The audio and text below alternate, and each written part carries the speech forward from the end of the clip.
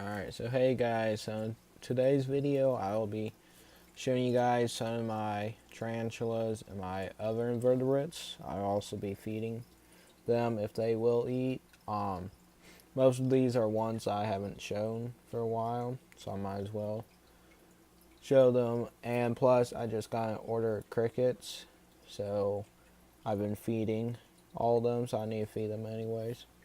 So up first here is my mature male, Gramostella rosea, the rose hair tarantula. So I will be feeding him a superworm, and he actually is a pretty good eater.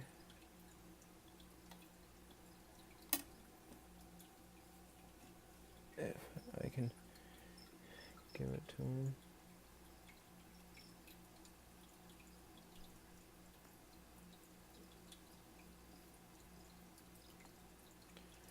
Alright, so I guess he doesn't want to eat.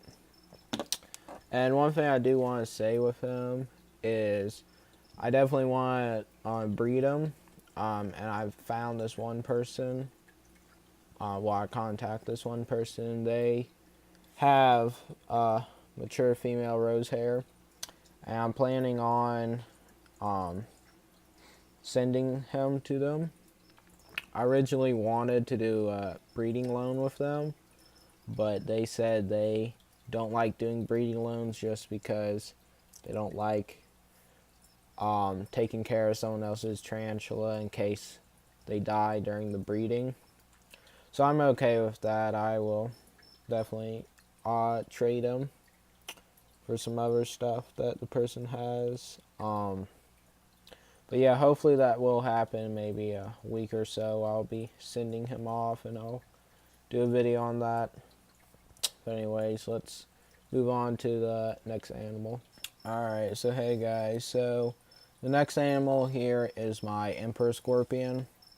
I don't show him a whole lot just because he doesn't do a whole lot. I'm planning on rehousing him soon because he's getting too big for this enclosure. So I have plans of a 5-gallon, a planted 5-gallon for him. So hopefully that will happen in the near future. But if you don't know, scorpions, they're probably one of the hardest to get to eat. Just because, unlike tarantulas, they only eat when they want to. So pretty much all species are like that. So they're not the best eaters. So he probably won't eat. I will drop a cricket in for him. And he might eat that later, but probably won't eat for us now.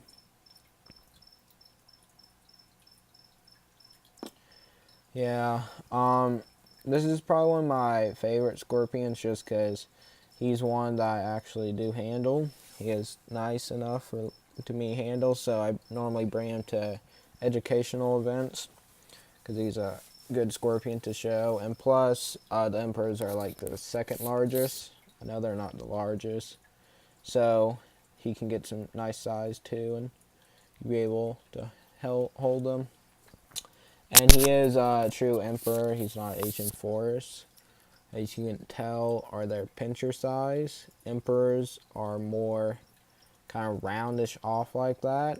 And Asian forests are more flat with that part. And also this species of scorpions, they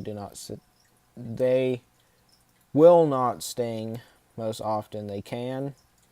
They will use their pinchers more likely than their stinger because their pinchers do more damage than their stinger. And one thing I want to show you guys real quick, I want to show you what he looks like underneath a black light. So let me get my black light. Alright, so there we go. So that's what a scorpion looks like underneath a black light. My camera isn't really picking it up. He's not that white color. They're more green. And all species of scorpions do this. The reason is because what their shell is made out of. It's made out of keratin. And that illuminates underneath black light. So yeah, so that's one cool thing about scorpions. Alright, so let me move on to the next animal. Alright, so here's the next animal I have. This is my white spotted assassin bug. I only have the one adult in here. If you guys remember, I do have 5 other babies that I hopefully will be able to raise up and put them in here with him. The reason I don't have them in here now is just because it's a lot easier to monitor them and feed them when they're separate than in this larger enclosure. But the assassin bugs are one of my favorite mixed invertebrates just because they're very unique and they have really nice colors. There's like 3 total species that is out there, and the one I really want to get is the giant spiny assassin bugs. Those are really cool. But hopefully he should eat. He normally is a good eater. But let me see. Oh, yep. Took it right out of my tongs. But yeah, I'll kind of try to describe how they attack their prey. Let me see. So you can see right there, there's that kind of beak. And what they do is it's hollowed out and there's a tube that goes the whole length of that. And you're about to see them do it again. And they stab that beak into their prey, and that's how they inject their venom. And then that's also how they will eat the animal, or well, the cricket or whatever. The venom will kind of tear apart the tissues, so it's kind of all mushy and kind of like a soup, and then they kind of just slurp it up. But yeah, they're a real interesting, and how their venom is it's kind of paralyzing venom. So if you see that cricket, it's not moving at all now. And yeah, you can see his beak a lot better now. Yeah, right there you can see it. But yeah, they're a really interesting insect. Well, they're not actually insect, they're actually a true bug. But yeah, I hope to have a nice colony of these eventually. If you guys also remember, I have the Mambo assassin bugs, the orange spotted. And I only have 2 left of those. I noticed in one video, one of them, I originally had 3. One of them ate the other, and he did die. But yeah, so let's move on to the next animal. Alright, so guys, now I'm going to be on to my slings, and I have a lot more of these. So I'm probably going to go for these guys real quick. So first up is my Antilles pinktoe, the one that molted. And this is the first feed after his molt. You can see him right there. Alright, so let's go on to the next. Alright, so here is my rose hair red color form. She's in pre-molt and she's been, so I'm going to give her some water. And that should be it. Most of these slings aren't pre-molt. I'm going to tell you guys ahead of time. Alright, so let's go to the next. Alright, so here's my Mexican red knee, the Brachypelma hamori x Miffy. Same thing, pre-molt. There's about 4 others. Well, he just looked like he took a strike at the water. So he might eat, so let me try real quick. Alright, so let's see if he eats. Hopefully he will.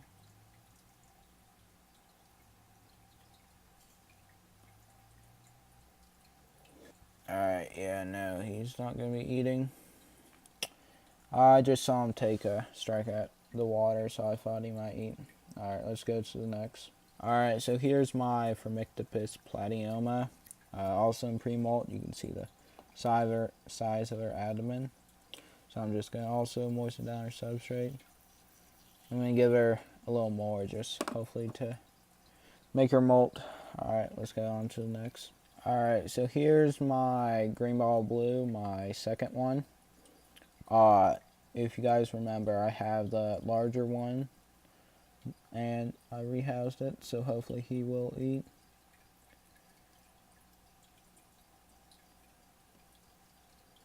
Yeah, he's definitely interested. I think he's gonna get it.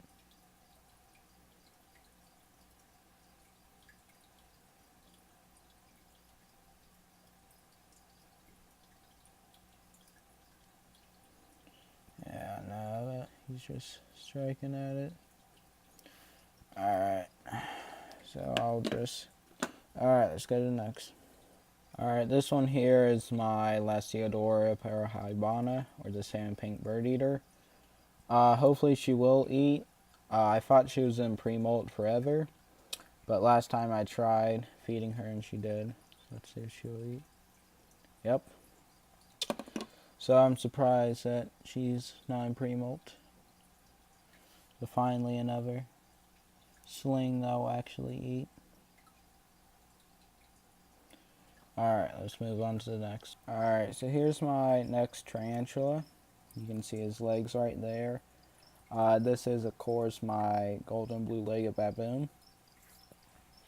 You can see he's just underneath there. He has some pretty good size to him. I'm so really glad to own one of these, because these guys are pretty rare. They're real hard to get, and they're pretty expensive. So I'm really glad to be able to own one. So let me get him some food. Alright, so what I will be feeding him here is what I have here is a cricket leg. You can pull off a cricket leg and it'll still have some meat on it, so you can use that. I like to use that for harder tarantulas to feed. This guy, he's a little difficult because I always have to worry of him bolting. So it's a little difficult. And also the size. Live crickets, they can kill slings. Also mealworms and superworms if you leave them in there. I'm not sure if roaches can. I don't think they can. But I normally like to just be safe. So let me drop by and see if he will take it down.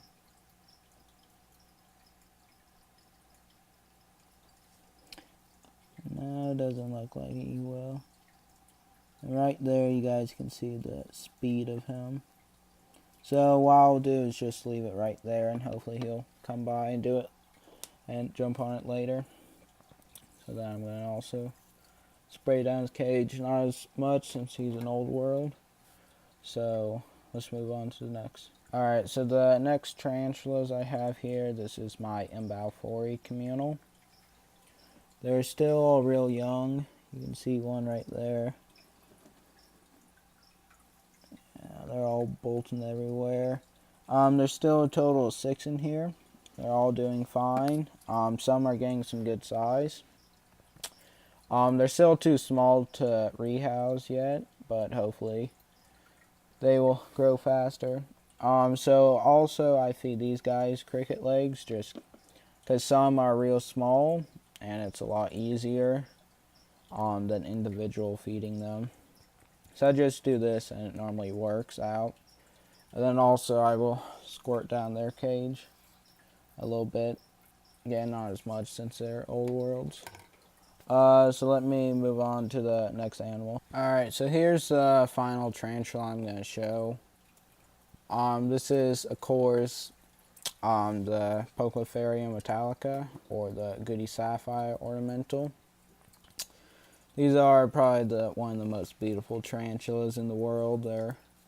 You see them all the time in the hobby, and you can tell why. They're one of the most beautiful. You can see that amazing blue and that yellow and the white. So they're a real unique species of tarantulas, real pretty. This is about a 4-inch female.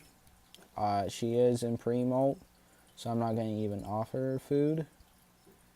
But hopefully she will molt soon, and hopefully she will get much larger and more pretty. The one problem with this species is females, when they do mature out, they have amazing colors, of course, but after each molt, they'll lose their color slowly. So that's one of the sad parts. The males stay real bright blue, but yeah, the females lose their color.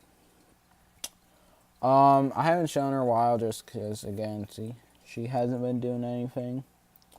You can see that amazing yellow underneath her legs too. But yeah, so this should be the end of the video. Hopefully it wasn't too long.